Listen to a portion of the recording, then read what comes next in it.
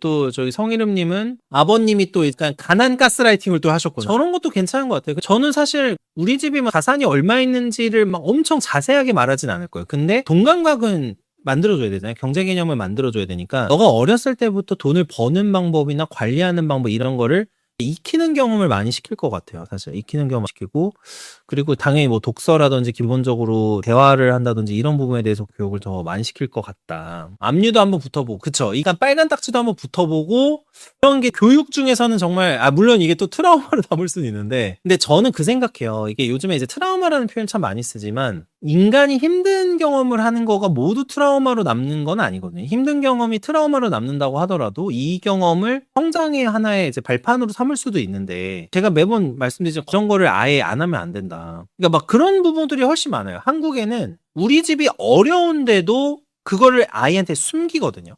그냥 우리 집이 잘났는데 숨기는 케이스는 사실 많지 않고, 어려운 걸 숨기는 케이스가 많죠. 아버지가 실직 위기고 내 지금 어디에 무슨 사기를 당해서 돈도 없고 이런데 이거를 아이 앞에서는 막 계속 숨기는 거예요. 그러니까 자신감이 떨어질까 봐 그런 것도 있고, 이것 때문에 드눅 들어가지고 여러 가지 문제가 발생할까 봐 이런 경우도 있는데, 저는 이런 방식은 굉장히 좋지 않다고 생각을 해요. 집안 사정을 몰라 애들이. 그래서 철이 없어. 막 그러니까 막 20대 초반에 막 부모님 엄청 힘들게 하는데 뭐 해외여행 보내달라고 하고, 나 이런 경우 진짜 많이 봤습니다. 정말 진짜 많이 봐가지고 객관적으로 가정 상황에 대해서 얘기를 하고, 아이가 그래서 같이 준비를 하고 어떻게 살아야겠구나 이런 걸 플랜을 짜야 되는데, 부모님들이 그런 걸 얘기를 안 하다 보니까 이걸 나중에 알게 되는 경우도 많고, 그러다 보면은 오히려 그때에 대해서 느끼는 좌절감과 절망감이 훨씬 큰 거죠. 그래서 저는 쇼펜하우님 말씀, 저도 결핍은 좀 축복이라고 생각을 하는데, 여기에다가 결핍에다가 플러스 하나가 목적의식 같아요. 그러니까 큰 꿈을 꿀 수 있는 목적의식, 그걸 그릇을 만들어줄 수 있는 방대한 지식과 지혜, 그러니까 독서나 뭐 여러 가지 대화나 이런 거가 필요하면서 동시에 약간의 결핍감도 느껴야지 이게 사람이 좀 클 수 있는 거 아닌가, 이렇게 좀 생각을 많이 해요.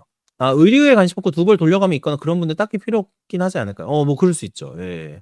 IMF가 트라우마이긴 하지만 그때가 제일 힘든 일이셨다. 그것도 너무 맞는 말씀이고.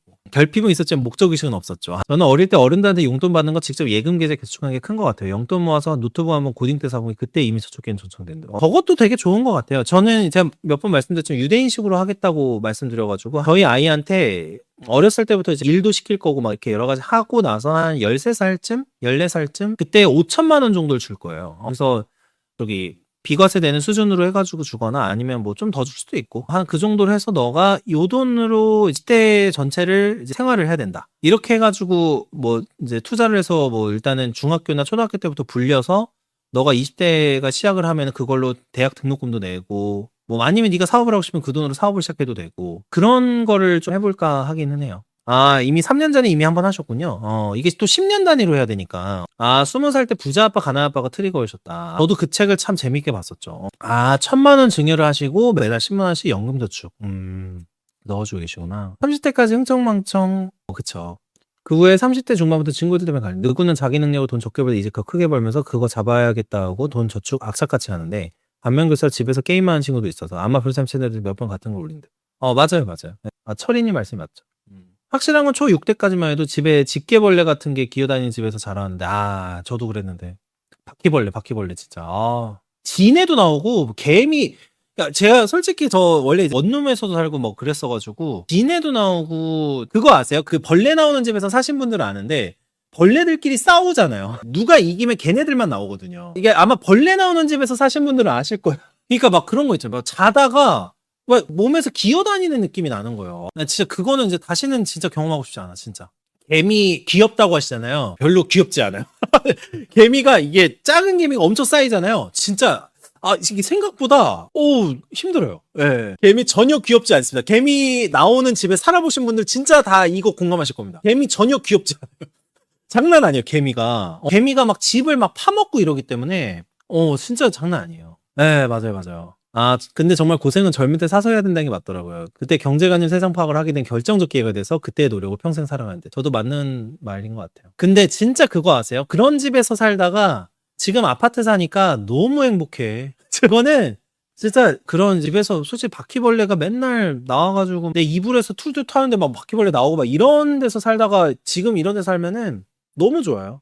그래서 막 요즘에 그런 분들 있잖아요. 구축에서 보통 뭐 녹물 나온다, 뭐 나온다 이런 것 때문에 이제 힘들어 하시는 분도 있는데, 저도 어릴 때 그걸 이제 다 경험해 보다 보니까 이제 구축 가가지고 힘들지가 않아요. 예. 천국이죠, 진짜. 옛날에 막 원룸 막 이런 거 있을 때 이제 앞에서 막 토해놓고 막 음식물 쓰레기 터져가지고 막 냄새나고 막 그런 거 요즘에 막 분리수거하고 요즘에 음식물 쓰레기도 서울은 다 그냥 그거 종량제식으로 이렇게 통 해가지고 카드 찍고 이렇게 열어서 하잖아요. 냄새도 안 나고. 얼마나 좋은데. 아마 다 느끼실 텐데 다세대나 원룸 살아봤던 분들이 아파트 가잖아요.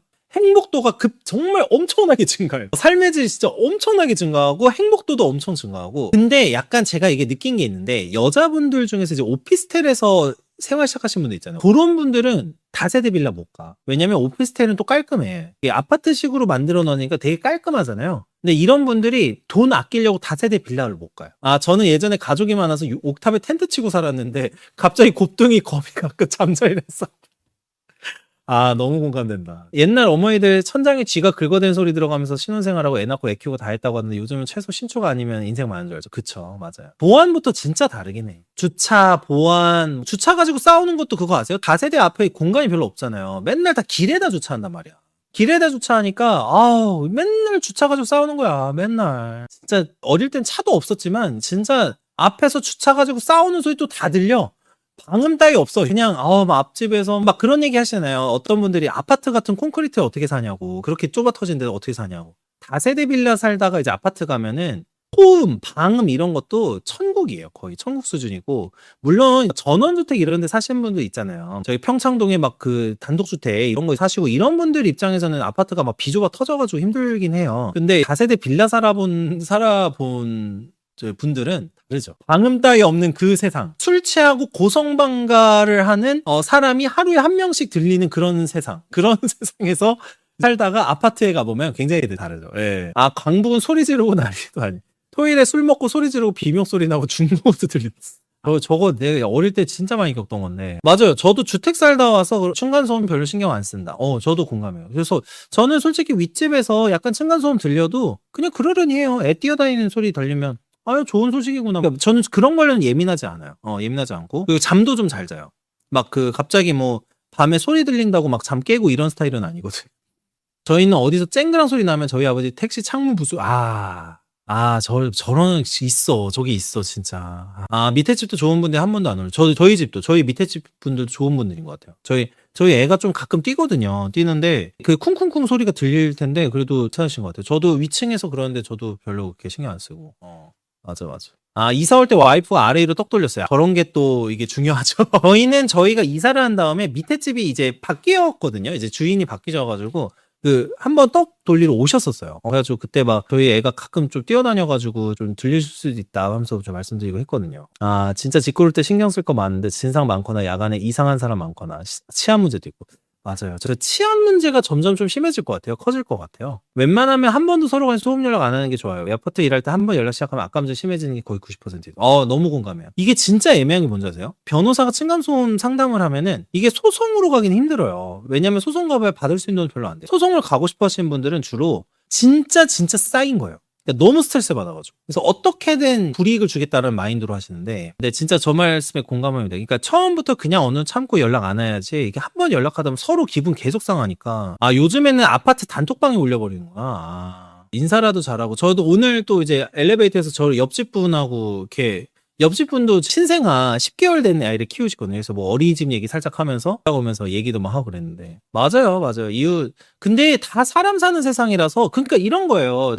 우리 애가 뛰었다고 하더라도 예를 들면 기존에 윗집 여기 좋으시더라 이런 게 이제 인상이 있으면 다 좋게 넘어가요. 그리고 반대도 마찬가지고. 저도 예를 들면 누군가가 저한테 좋은 인상을 주셨던 분이 있어. 그러면 문제가 왜 진짜 큰 게 아니면 그냥 뭐 다 사정이 있으시겠지 하고 넘어간단 말이에요. 근데 요즘에 그 20대나 10대 친구들 중에 사회성 이런 게 좀 이렇게 발달이 안 된 친구들이 이런 개념이 없어요. 예를 들면 요즘에 이제 떡 돌리는 문화도 많이 없어졌다고 하는데 이사 갔을 때 그냥 아랫집 윗집으로 해서 가가지고 뭐 스타벅스 카드 저 아까 드렸던 분도 있는데 너무 좋은 것 같아요. 저희가 이번에 뭐 이사 왔는데 아이가 가끔 이제 조금 뛸 때도 있다. 그래서 너무 죄송해서 미리 이제 약간 인사도 좀 드리고 좀 양해도 구하고 이럴 수 있잖아요. 그리고 반대도 마찬가지고 다 사람 사는 건데 기본적인 이제 사회성이나 이런 거 갖추고 상대방이 좀 이렇게 하면은 좀 더 잘해주고 뭐 이런 게 좀 개념이 있어야 되는데 그런 거를 요즘에 교육에서 안 하는 것 같아요. 그러니까 10대 20대 분들이 그런 거를 못 하다 보니까 자기소개서 볼 때마다 느끼는 부분이 있는데 뭐냐면 자기소개서가 정말 자기소개서예요.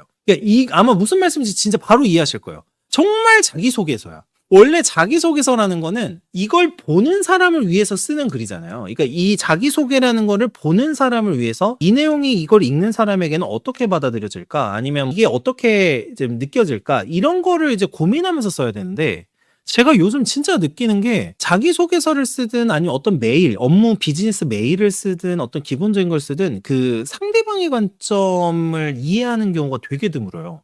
그래서 요즘에는 20대 친구들 중에서 실력이 있다라고 하면은 일단 사회성만 갖춰도 제가 봤을 때 20대에서 거의 상위 10%예요. 진짜 딱 사회성만 제대로 있다. 그리고 인간의 관점을 어느 정도 이해할 수 있다라고 하면은 제가 봤을 때는 20대 중에 상위 10%입니다. 진짜 바로 상위 10%.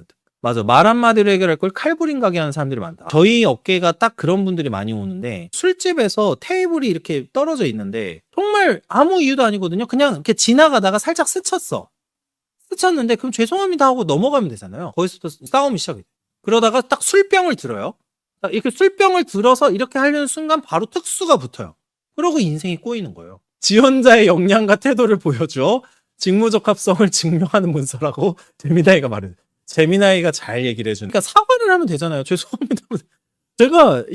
저는 변호사 하면서 제가 별의별 걸 보고 있는데 이제 국선 사건 할 때 한창 할 때 솔직히 시간이 아까워서 국선 사건 못하는데 국선 사건 하면은 진짜 온갖 군상을 볼 수 있습니다. 국선 사건에서 보는 다양한 인간 군상이 있거든요. 그러니까 정말 왜 이런 짓을 할까? 왜? 뭐 무전취식 5번에서 감옥 가고 2만 원, 3만 원 안 내서 그냥 돈 없으면 안 먹으면 되잖아요. 공무집행방해 진짜 많아. 공무집행방해가 진짜 진상 많은 진짜 그건데 그러니까 경찰이 출동을 했다는 건 뭐가 문제가 생긴 거예요. 누군가가 난폭한 행동을 했다거나 고성을 지른다거나 해서 신고를 하잖아요. 그러면은 그냥 경찰 앞에서 이렇게 납작하면 되잖아요. 그러면 해결되는 거거든요. 근데 경찰한테 갑자기 폭행을 하기 시작해. 경찰을 협박을 하고 잘못한 것도 왜 출동해서 막 그러냐 뭐 하면서 막 그런 얘기를 딱 시작하는데 원래 죄가 아니었던 게 갑자기 이제 경찰이 출동했는데 거기서 폭행이나 협박을 해가지고 무언가 행동을 했다. 공무집행방해가 돼요. 그러니까 참 그런 거를 많이 느껴요. 용준이 인사과에서 제일 좋아하는 사람 1순위가 사회성 좋고 실력 좋은 사람이고 2순위가 실력 중간 사회성 좋은 거고 3순위가 실력은 모자라 사회성 있는 사람. 역시. 저도 똑같은 관점이거든요, 저게. 똑같은 관점으로 생각을 하고 있기 때문에 오늘 이 정도로 하고 마무리하도록 하겠습니다. 좋은 하루 보내시고 일하시는 분들도 파이팅 하시고 들어보도록 하겠습니다.